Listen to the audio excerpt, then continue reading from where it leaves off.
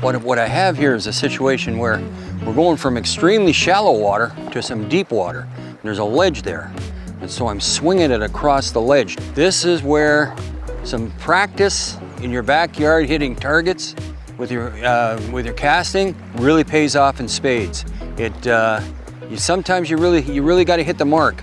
You got overhanging trees, and you got to try to get under them, and so the practice will pay off when you come on one of these trips. When you got fish hitting, don't move too fast. Move a little at a time. I just got another hit. I just took one step, that's all I did. Now I'll try another couple of casts in this area.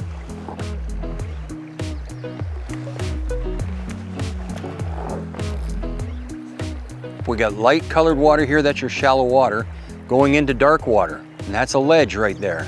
And fish will hide right behind the ledge and wait for food to come along.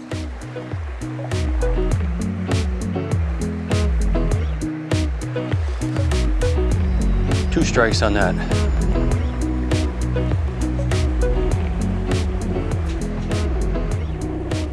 Oh, good fish too, good fish. Nice. Good fish. Yeah, on a rusty spinner.